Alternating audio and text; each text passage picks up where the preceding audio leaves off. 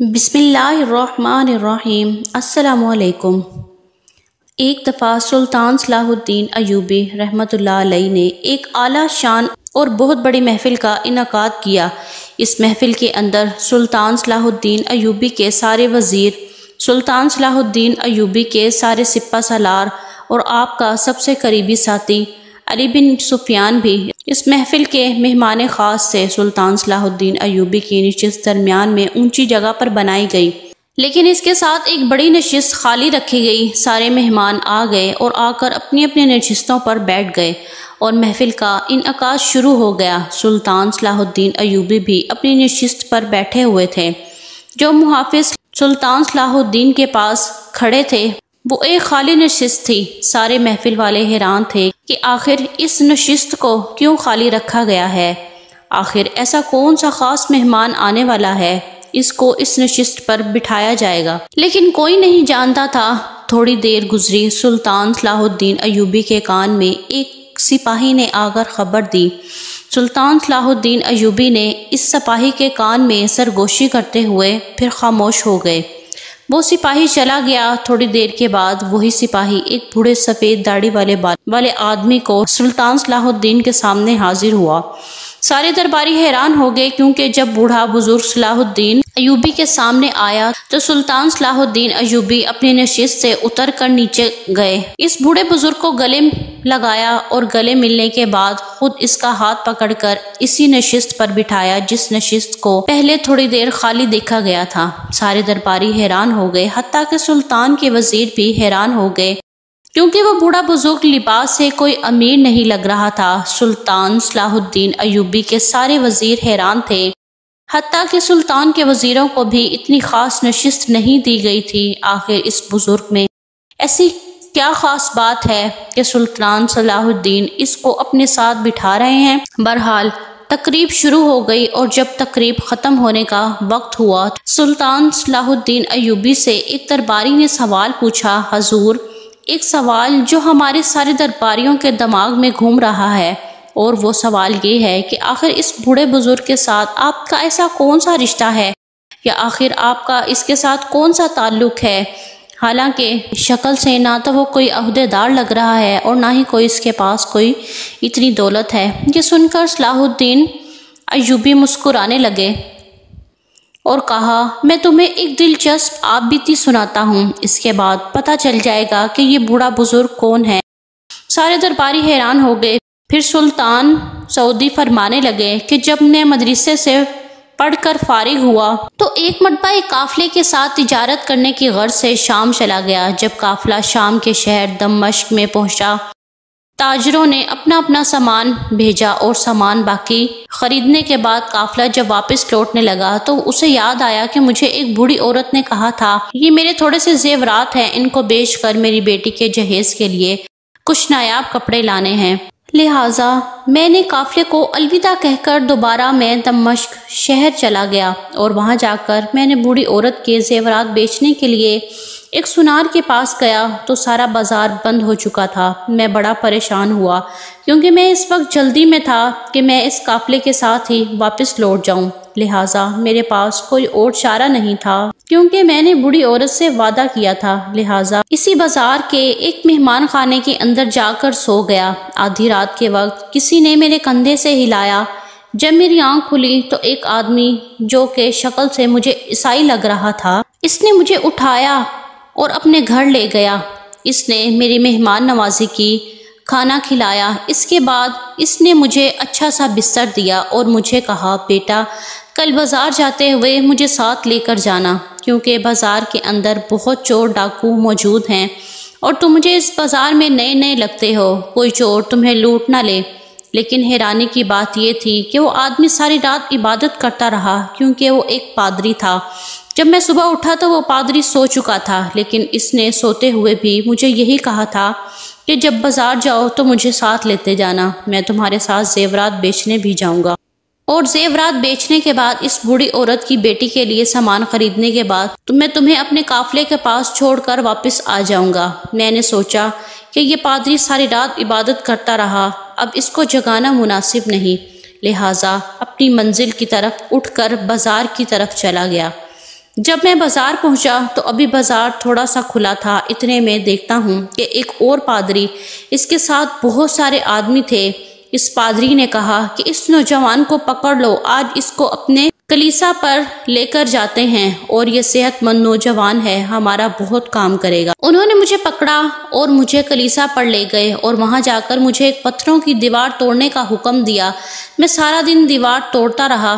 شام کے وقت انہوں نے مجھے فارغ کر دیا۔ میں دوبارہ بازار آیا اور آ کر اسی مہمان خانے کے اندر ٹھہر گیا، اور اب بھی میں سونے ہی والا تھا کہ پھر سے وہی پادری مجھے اٹھا کر لے گیا اور مجھ سے پوچھا کہ تم کہاں چلے گئے تھے۔ میں نے اس کو سارا دن کا حال قصہ بیان کیا، اور اس نے مجھ کو پھر سے کھانا کھلایا، اور کھانا کھلانے کے بعد مجھے بستر دیا۔ میں آرام کرنے کے لیے سو گیا، اور مجھے کہا کل جب تم بازار جاؤ گے مجھے بھی اٹھا کر لے جانا۔ لیکن وہ ساری رات عبادت کرتا رہا تھا۔ میں نے سوچا اس کو اٹھانا مناسب نہیں، لہٰذا میں اکیلا ہی بازار کی طرف چل پڑا۔ جب میں بازار پہنچا تو پھر وہی پادری کے آدمیوں نے مجھے پکڑ لیا، اور 10 آدمی تھے، میں اکیلا تھا، اور اس بازار میں نیا تھا، لہٰذا اس کے آگے جھکنے کے علاوہ میرے پاس کوئی اور چارہ بھی نہیں تھا۔ میں ان کے ساتھ چل پڑا، اور مجھے اسی جگہ لے گئے اور سارا دن کام کرواتے رہے۔ جب ظہر کی نماز کا وقت ہوا تو میں نے سوچا کیوں نہ نماز ادا کر لوں۔ جب میں نماز ادا کرنے کے لیے ہتھوڑا رکھ کر جانے لگا تو وہی پادری آ گیا، اور اس نے آ کر مجھے زوردار دھکا دیا اور کہا تم کہاں جا رہے ہو، کام کرو۔ مجھے غصہ آیا، اب اس کے ساتھی بھی کم تھے۔ میں نے وہی ہتھوڑا اٹھایا اور اس کے ساتھ لڑنا شروع کر دیا، اور میرے اندر اتنی طاقت آ گئی کہ میں ان ساروں کو وہیں پر ڈھیر کر دیا، اور اس پادری کے گھوڑے پر بیٹھا اور سیدھا اسی پادری کے پاس پہنچا، کیونکہ میں جانتا تھا کہ میں نے اب اتنے آدمیوں کو قتل کر دیا ہے، اب عیسائی بہت سرگرم ہو جائیں گے، لہٰذا وہی پادری مجھے بچا سکتا ہے۔ میں اس کے پاس گیا اور میں نے اس پادری کو سارا قصہ حال حوال بیان کیا۔ اس آدمی کے اندر میں نے اچھائی دیکھی تھی، لہٰذا مجھے اس پر بھروسہ تھا۔ اس نے مجھے کہا اے نوجوان تم پریشان نہ ہو، میں تمہارے ساتھ جاؤں گا، بازار میں وہ زیورات بچواؤں گا اور تمہارے ساتھ بازار جاؤں گا، اور وہاں جا کر ہم سونار کے پاس ہم اسی عورت کے زیورات بیچیں گے، اور ایک کپڑے والے کے پاس جا کر لباس خریدنے کے بعد میں تمہیں اپنے قافلے کے پاس پہنچا دوں گا، لیکن میری ایک شرط ہے۔ میں نے کہا آخر کون سی شرط ہے؟ اس نے کہا اے نوجوان تم اس سرزمین کے سلطان بن جاؤ گے تو میرے پاس ایک چھوٹی سی حویلی ہے اور میرے پاس ایک گھوڑوں کا استنبل ہے۔ جب تم سلطان بن جاؤ گے تو مجھ سے میری جائیداد نہیں چھینو گے۔ میں حیران ہو گیا، کیا پھر یہ آدمی کہہ رہا تھا میں ایک عام سا طالب علم ہوں اور اب چھوٹا سا تاجر ہوں، اور مجھے یہ سلطان کہہ رہا ہے؟ میں بہت حیران ہو گیا، لیکن اس نے کہا نہیں، تم مجھ سے وعدہ کرو اور مجھے کچھ ایسی نشانی دو تاکہ میں وقت آنے پر تمہیں یہ بات یاد کرواؤں۔ میرے پاس اور کچھ نہیں تھا۔ میں نے اس آدمی کو دل رکھنے کے لیے میرے پاس ایک انگوٹھی تھی، میں نے وہ اتاری اور اس کو دے دی۔ اس آدمی نے میرے ساتھ بازار سے خریداری کروائی اور دوبارہ مجھے اپنے قافلے کے ساتھ پہنچا دیا۔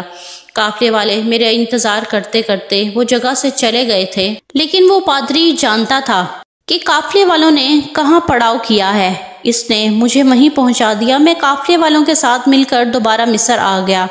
وقت گزرتا رہا اور تقریباً اس بات کو 20 سال گزر چکے ہیں، اور جب میں سلطان بنا تو اس آدمی کی بات مجھے بہت یاد آتی تھی کہ وہ بہت دور اندیش انسان ہے، لیکن اس نے راستہ غلط اپنایا ہوا ہے۔ اے درباریوں، کیا تم جانتے ہو وہ آدمی کون تھا؟ سارے درباری حیرت سے دیکھنے لگے۔ پھر سلطان صلاح الدین ایوبی نے کہا وہ کوئی اور نہیں، یہی وہ بوڑھا آدمی تھا۔ جب یہ بات ناظرین محفل نے دیکھی بڑے حیران ہو گئے اور بڑی محفل تالیوں سے گونج اٹھی۔ اس کے بعد سلطان صلاح الدین نے اس بوڑھے بزرگ سے مخاطب ہوا اور کہا بابا جی، آپ ہدایت کے مکمل راستے پر آ چکے ہیں۔ آپ ایسی چیزیں جانتے ہیں جو کہ ایک مکمل ایمان والا جان سکتا ہے، لیکن آخر ایسی کون سی چیز ہے جو آپ کو اسلام کرنے سے روک رہی ہے؟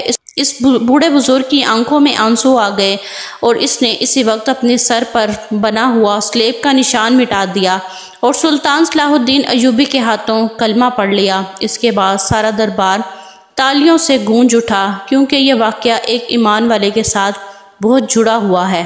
ایک دن سلطان صلاح الدین ایوبی عیسائیوں کے ایک گاؤں سے گزرے تو وہاں سلطان صلاح الدین ایوبی نے ایک جادوگر کے بارے میں بہت سنا۔ اکثر لوگ کہہ رہے تھے کہ وہ جادوگر بہت بڑا جادوگر ہے، آج تک کسی نے اس کے آگے جیت حاصل نہیں کی، وہ بڑے بڑے راز جان لیتا ہے اور اس کے بدلے میں اس نے کافی دولت کما لی ہے، حالانکہ وہ پہلے بہت بھکاری تھا اور اب اس کے پاس ہزاروں کی تعداد میں گھوڑے ہیں اور وہ دن بدن شہرت حاصل کرتا جا رہا ہے۔ سلطان صلاح الدین یہ ساری باتیں سنتے ہی اپنی منزل کی طرف روانہ ہو گئے۔ واپسی پر سلطان صلاح الدین ایوبی دوبارہ اسی گاؤں سے گزرے تو سلطان صلاح الدین ایوبی نے اپنے سپاہیوں کو فرمایا کہ آپ لوگ نہیں چاہتے یہ سارے عیسائی مسلمان ہو جائیں۔ سلطان صلاح الدین ایوبی کے سپاہیوں نے سن کر حیران ہو گئے، حضور یہ کیسے ممکن ہو سکتا ہے، یہ سارے عیسائی ایک ساتھ مسلمان ہو جائیں گے؟ سلطان صلاح الدین ایوبی اپنے سپاہیوں کو لے کر اسی جادوگر کے پاس پہنچ گئے۔ جب سلطان صلاح الدین ایوبی وہاں پہنچا تو وہ جادوگر لوگوں کے بارے میں غیب کی چیزیں بتا رہا تھا۔ جب سلطان صلاح الدین نے اس جادوگر سے مخاطب ہوا اور پوچھا، اے جادوگر بتاؤ اگر تم کیا بتا سکتے ہو؟ اس نے کہا، حضور آپ کی جیب میں اس وقت کیا ہے میں یہ بتا سکتا ہوں، آپ کے آگے کا کیا ارادہ ہے میں یہ بھی بتا سکتا ہوں، آپ اپنی مٹھی میں کیا چھپائے ہوئے ہیں میں یہ بھی بتا سکتا ہوں، حتیٰ کہ آپ کہاں سے آ رہے ہیں میں یہ بھی بتا سکتا ہوں۔ سلطان صلاح الدین نے کہا، آپ بتاؤ میں کہاں سے آ رہا ہوں؟ تو اس جادوگر نے تھوڑی دیر سوچنے کے بعد بتا دیا۔ سلطان صلاح الدین اور اس کے سارے سپاہی حیران ہو گئے کیونکہ اس جادوگر نے بالکل صحیح بتایا تھا۔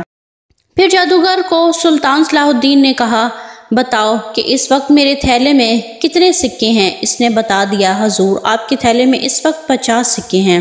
سلطان صلاح الدین ایوبی حیرت کے مارے کہہ کر یہ جادوگر کیسے بتا سکتا ہے، کیونکہ سلطان صلاح الدین ایوبی جانتے تھے جو سلطان کے تھیلے میں 50 سکے ہیں۔ سارے عیسائی حیران ہو گئے اور کہا، حضور یہ جادوگر بڑا جادوگر ہے، آج تک اس کو کوئی نہیں ہرا سکا۔ اتنے میں سلطان صلاح الدین ایوبی نے کہا، اے گاؤں والو تم مجھے بتاؤ اگر اس جادوگر کو میں غلط ثابت کرتا ہوں تو تم اس کے بدلے میں کیا دو گے؟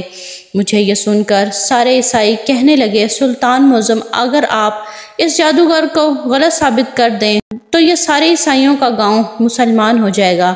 سلطان صلاح الدین نے حکم دیا کہ ابھی اور اسی وقت عیسائیوں کے ساتھ والوں کو اکٹھا کیا جائے۔ میدان لگ گیا، ساری عیسائی حتیٰ کہ خواتین بھی اکٹھی ہو گئیں۔ درمیان میں سلطان صلاح الدین ایوبی اور وہ جادوگر موجود تھے۔ سارے لوگ حیرت سے سلطان صلاح الدین ایوبی کو دیکھ رہے تھے۔ اب سلطان صلاح الدین ایوبی نے اپنے سامنے تھیلا رکھا اور کہا، اس میں کتنے سکے ہیں؟ اس نے کہا، حضور اس کے اندر 200 سکے ہیں۔ جب ان کو سکوں کو گنا گیا تو وہ 200 سکے تھے۔ پھر سلطان صلاح الدین نے اپنے سپاہی کی طرف اشارہ کیا، اس نے سلطان کے ہاتھ میں ایک تھیلی پکڑا دی۔ سلطان صلاح الدین ایوبی نے تھیلی کے اندر سے سکوں کی مٹھی بھر کر اپنے تھیلے میں ڈالی اور پھر اس سے کہا، بتاؤ اس کے اندر کتنے سکے ہیں؟ اس نے کہا، حضور میں نہیں جانتا۔ عیسائی حیران ہو گئے کہ آخر یہ کیا ہو گیا، کتنے میں؟ سلطان صلاح الدین ایوبی نے کہا، میں نے اس سے پہلی بار پوچھا میں کہاں سے آ رہا ہوں تو اس نے میرا دماغ پڑھ لیا تھا اور اس نے بالکل صحیح بتا دیا، کیونکہ شیطان ہماری رگوں میں دوڑتا ہے اور یہ جادوگر شیطانوں کے پجاری ہوتے ہیں۔ اور جب میں نے اس سے پوچھا کہ میرے تھیلے میں کتنے سکے ہیں تو اس نے میرا دماغ پڑھ لیا، اس نے بتا دیا میرے تھیلے میں 50 سکے ہیں۔ جب اس بار میں نے اس سے پوچھا کہ میرے تھیلے میں کتنے سکے ہیں، کیونکہ میرے دماغ میں تھے میرے تھیلے میں 200 سکے ہیں، لہٰذا میرا دماغ پڑھ گیا اور بتا دیا میرے تھیلے کے اندر 200 سکے ہیں۔ لیکن جب میں نے سپاہی کے تھیلے سے مٹھی بھر کر سکے ڈالے تو میں بھی نہیں جانتا تھا کہ میں نے تھیلے کے اندر کتنے سکے ڈالے ہیں، لہٰذا جب میں نے اس سے پوچھا تو اس نے کہا میں نہیں جانتا، کیونکہ یہ میرا دماغ اب نہیں پڑھ سکا۔ یہ سن کر سب عیسائی حیران ہو گئے اور اس کے بعد سلطان صلاح الدین ایوبی کے سامنے سارے گاؤں والے مسلمان ہو گئے۔ سلطان صلاح الدین ایوبی کی بات سن کر سب سپاہی حیران ہو گئے، کیونکہ سلطان صلاح الدین نے کہا، آج سارے عیسائی مسلمان ہو جائیں گے۔ پیارے دوستو، اگر آپ کو ہماری ویڈیو پسند آئی ہے تو ہمارے چینل کو سبسکرائب کر دیں تاکہ ہماری آنے والی ویڈیو آپ تک بآسانی پہنچ سکے۔ تو ملتے ہیں بہت جلد ایک نئی تاریخی ویڈیو کے ساتھ، تب تک کے لیے اللہ حافظ۔